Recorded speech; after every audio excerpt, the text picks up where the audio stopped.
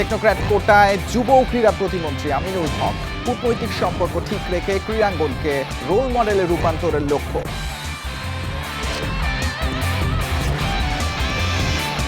Cricket board ইস্যুতে সবার সঙ্গে আলাপ করে সিদ্ধান্ত, বললেন আমিনুল। সাকিব মাশরাফিকে ফেরাতে নমনীয় অবস্থান।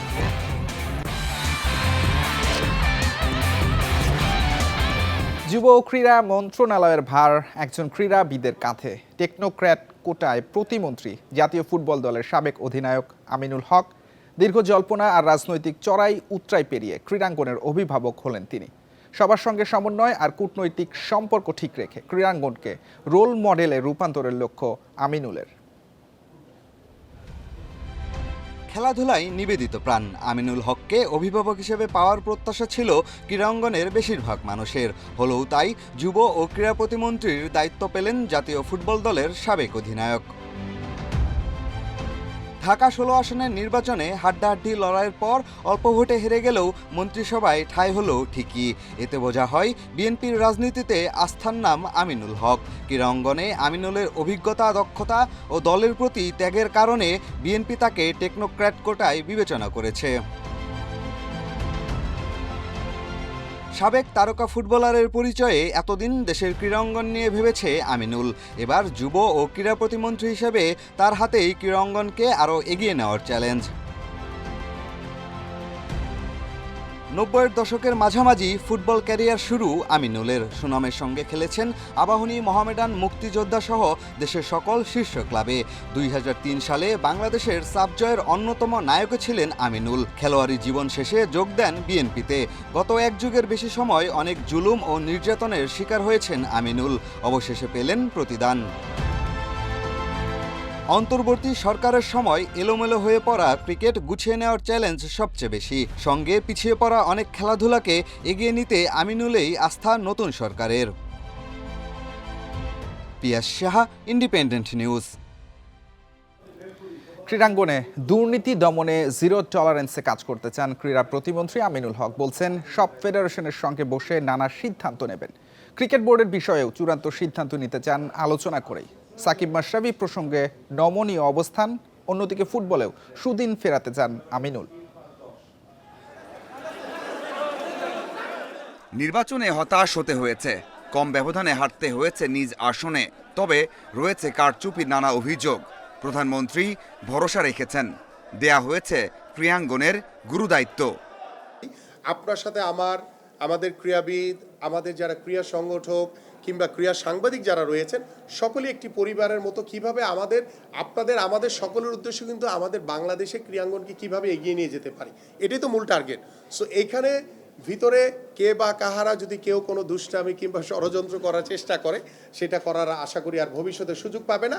আমরা সকলেই একটি পরিবারের মতো ইনশাল্লাহ একসাথে এগিয়ে যাব। সাকিবের ফেরা নিয়ে কথা শুরু হয়েছে আগেই। মাশরাফিকেও ফেরাতে চান ক্রীড়াঙ্গনে। বিসিবির বর্তমান কমিটি নিয়েও নিতে চান চূড়ান্ত সিদ্ধান্ত। সাকিব আর মাশরাফির বিষয়টি এটা রাষ্ট্রীয় একটি সিদ্ধান্ত। আমি মনে করি যেটা আমরা রাষ্ট্রীয়ভাবে আমরা অত্যন্ত নমনীয়ভাবে, যেহেতু তারা বাংলাদেশের লিজেন্ডারি ক্রিকেটার, তাদেরকে অবশ্যই আমরা সাধুবাদ জানাই। কিন্তু যে মামলাগুলো হয়েছে সেটা রাষ্ট্রীয়ভাবে সিদ্ধান্ত গ্রহণের মাধ্যমে আমরা চাই তারা যাতে আমাদের বাংলাদেশে যাতে দ্রুত ফিরে আসতে পারে। ফুটবলে দীর্ঘদিন হলো সাফল্য নেই। নিজে সাফ জিতিয়েছেন, তারপর আর ট্রফি আসেনি। আমিনুল সবকিছুই করতে চান ট্রফি জিততে। কাজে লাগাতে চান হামজাদের। হামজা চৌধুরী বা আরও XYZ অনেক ভালো ভালো খেলোয়াড়দের আগমনের কারণে কিন্তু ফুটবলে কিন্তু একটি অন্যরকম একটি প্রাণ ফিরে এসছে এবং এটিকে কাজে লাগাতে হবে। আমরা দেখেন লাস্ট আমাদের ম্যাচ কবে হয়েছে আমি জানি না, আপনারা জানেন কিনা, আপনার মনে আছে কিনা জানি না। সো আমাদের এইভাবে গ্যাপ দিয়ে থাকলে হবে না, আমাদের একটি কন্টিনিউয়াস একটা প্রক্রিয়ার ভিতরে থাকতে হবে। শুধু ক্রিকেট অথবা ফুটবল নয়, সব ফেডারেশনের সাথে আলোচনা করে পরিকল্পনা সাজাবেন।